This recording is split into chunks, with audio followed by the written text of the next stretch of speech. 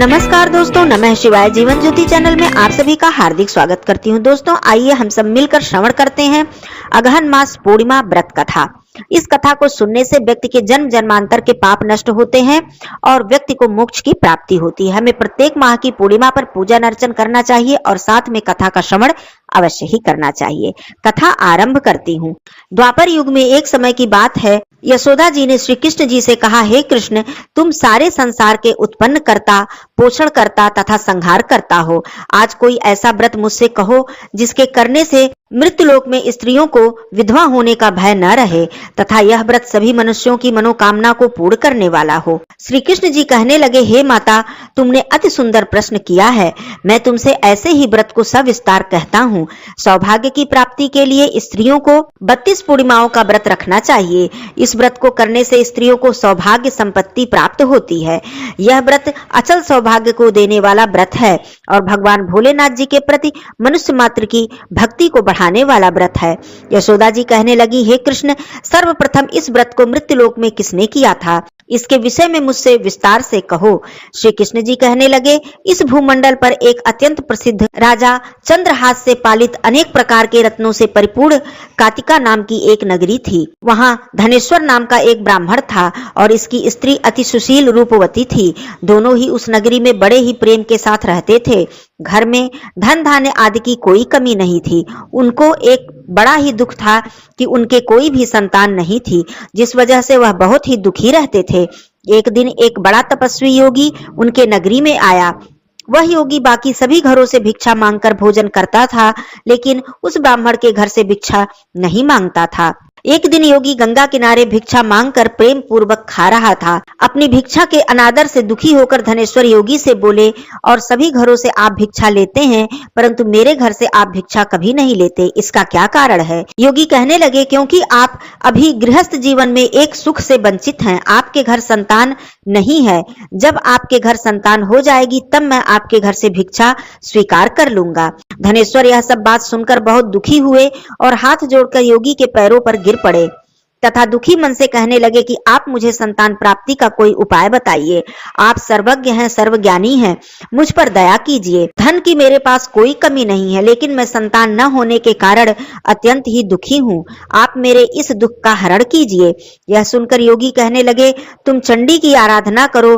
घर पहुंचकर उन्होंने यह सारी बात अपनी पत्नी को बताई और खुद वन में चले गए।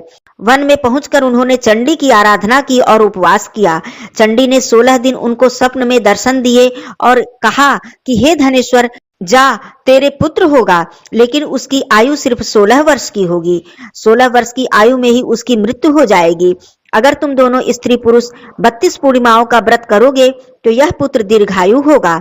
जितना भी तुम्हारा सामर्थ्य हो उतने आटे के दिए जलाकर शिव जी का पूजन करना, लेकिन पूर्णमासी 32 होनी चाहिए। सुबह होते ही तुम्हें इस स्थान पर एक आम का पेड़ दिखाई देगा। उस पर चढ़कर एक फल तोड़ लेना और अपने घर चले जाना। अपने स्त्री को इसके बारे में बताना। सुबह स्नान होने के बाद, स्वच्छ होने के बाद शंकर जी का ध्यान करके उस फल को खा लें। तब शंकर भगवान की कृपा से उनको गर्भ ठहर जाएगा। जब ब्राह्मण सुबह उठा तो उस स्थान पर आम का एक वृक्ष दिखाई दिया। वह उस वृक्ष से फल तोड़ने के लिए चढ़ा, लेकिन पेड़ पर चढ़ नहीं पा रहा था। यह देखकर उसे बड़ी चिंता हुई। उसने भगवान गणेश जी की उपासना की और कहा, हे दयानिधे, अपने भक्तों के विघ्नों को हरने वाले, आप मेरा मंगल कीजिए। दुष्टों का नाश करने वाले, रिद्धि सिद्धि को देने वाले, आप मुझे इतना बल दीजिए कि मैं अपनी मनोकामना को पूर्ण कर सकूं। इसके बाद वह पेड़ से फल तोड़कर अपनी पत्नी के पास पहुंचा। उसकी पत्नी ने अपने पति के कहे अनुसार इस फल को खा लिया और वह गर्भवती हो गई। देवी की कृपा से उसके बहुत ही सुंदर पुत्र पैदा हुआ।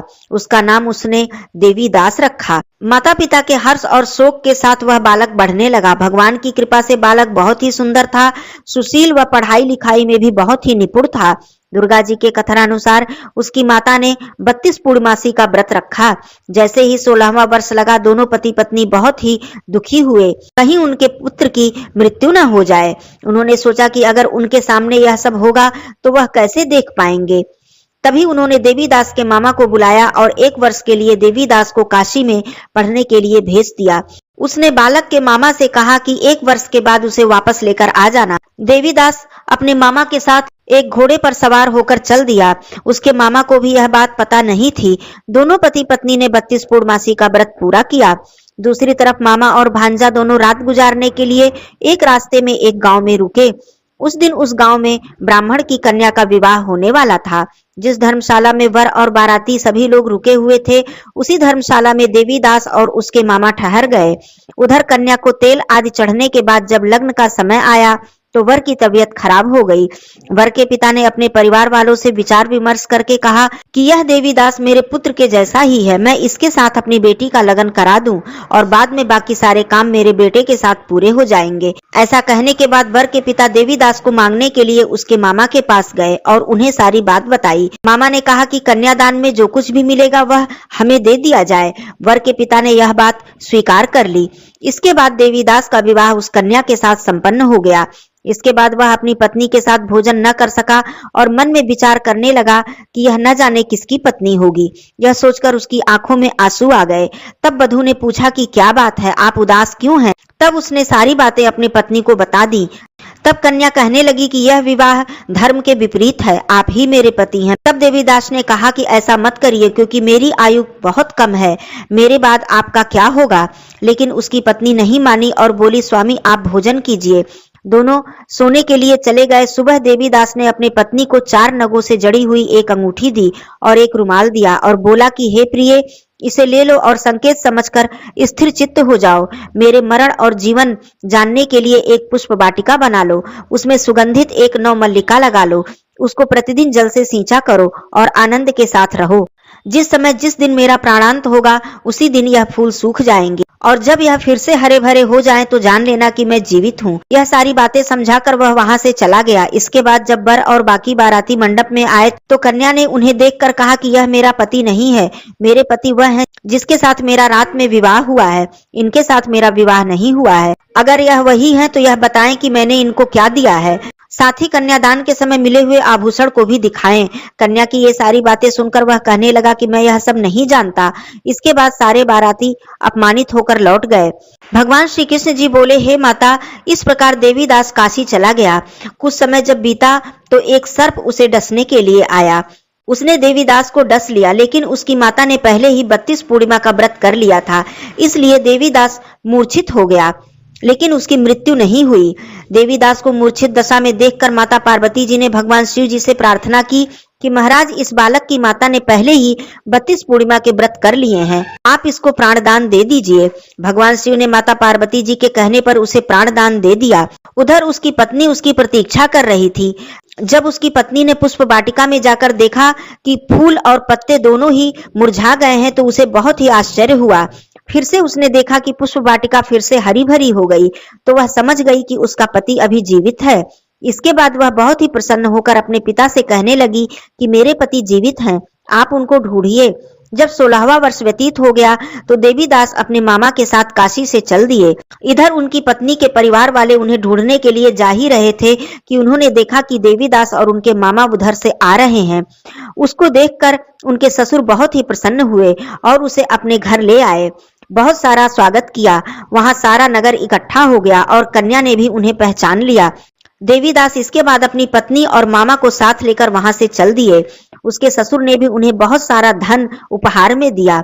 जब वह अपने घर की तरफ जा रहे थे तो माता पिता को लोगों ने खबर कर दी कि तुम्हारा पुत्र देवीदास अपने पत्नी और मामा के साथ आ रहा है।